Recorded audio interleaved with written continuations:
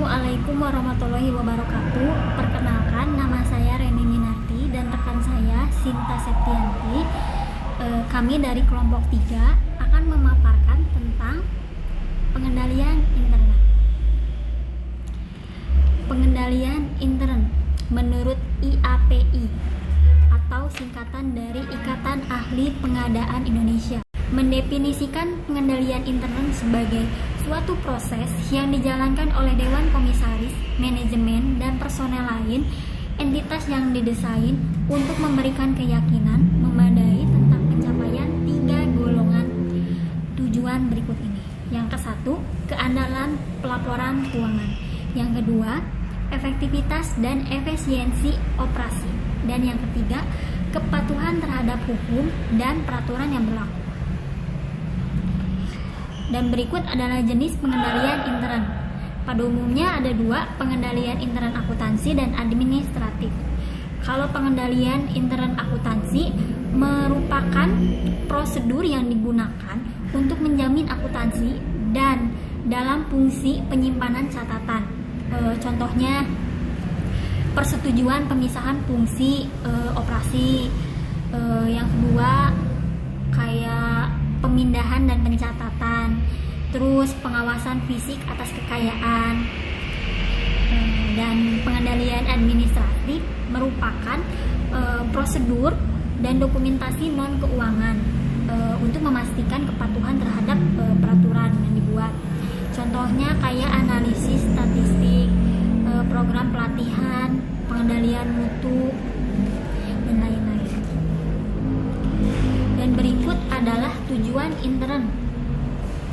SPI. SPI ini adalah Satuan Pengawasan Intern.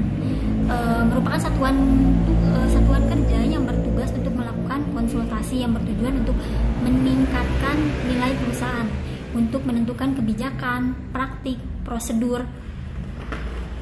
Nih, SPI. Dan untuk mencapai 4 tujuan ini. Yang pertama, pengamanan aktiva perusahaan. Yang kedua, memastikan akurasi dan keandalan informasi akuntansi. Dan yang ketiga, efisiensi operasional perusahaan. Dan yang keempat, mengukur ketaatan pada prosedur dan aturan. Selanjutnya, unsur-unsur pengendalian intern. Yang pertama, struktur yang mampu memisahkan tanggung jawab fungsional secara jelas dan tegas. Misalnya, harus ada 2 orang yang bertugas secara berbeda, yaitu yang pertama untuk menerima transaksi dan orang yang mencatat transaksi keuangan harus dibedakan. Yang kedua, sistem wewenang dan prosedur pencatatan yang memberikan perlindungan unsur keuangan. Contohnya kayak pengendalian intern kas perusahaan. Yang ketiga, melaksanakan tugas dan fungsi unit secara sehat. Misalnya memberikan hak cuti dan adanya aktivitas audit administrasi. Dan yang terakhir, melaksanakan tugas dan fungsi unit secara sehat. Misalnya menciptakan tata kelola karyawan yang baik mulai dari seleksi hingga pengembangan karyawan. Selanjutnya, keterbatasan kekurangan pengendalian intern. Yang pertama adalah kesalahan dalam pertimbangan. Kesalahan dalam pertimbangan seringkali manajemen dan personal lain dapat salah mempertimbangkan keputusan bisnis yang akan diambil. Biasanya kesalahan dalam pertimbangan atau tidak ragu-ragu. Yang kedua, gangguan dalam pengendalian yang telah ditetapkan dapat terjadi karena personil secara keliru memahami perintah atau membuat kesalahan karena kelalaian, yang disebut gangguan. Yang ketiga, kolusi. Kolusi terjadi ketika 2 atau lebih karyawan berkonspirasi untuk melakukan pencurian atau korupsi. Yang keempat, mengabaikan atau pengabaian oleh manajemen. Pengabaian yang dilakukan oleh manajemen muncul karena manajer organisasi memiliki lebih banyak otoritas dan dibandingkan karyawan biasa, sehingga proses pengendaliannya cenderung lebih efektif manajemen tingkat bawah dibandingkan atas atau manajemen tingkat tinggi. Yang kelima adalah biaya lawan manfaat. Konsep jaminan yang meyakinkan atau masuk akal mengenai biaya pengendalian intern yang tidak melebihi manfaat yang dihasilkan. Selanjutnya adalah komponen pengendalian intern. Pertama, lingkungan pengendalian. Yang kedua, penaksiran risiko.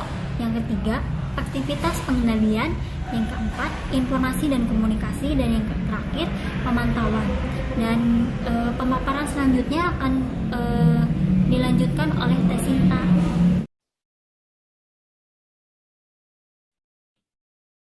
Assalamualaikum warahmatullahi wabarakatuh. Saya Septianti.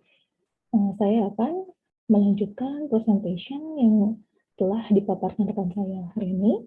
Saya lanjut saja langsung ke lingkungan pengendalian. Lingkungan pengendalian mencakup integritas dan nilai etika, komitmen terhadap kompetensi, partisipasi dewan komisaris atau komite audit, struktur organisasi, pemberian wewenang dan tanggung jawab, kebijakan praktik sumber daya manusia.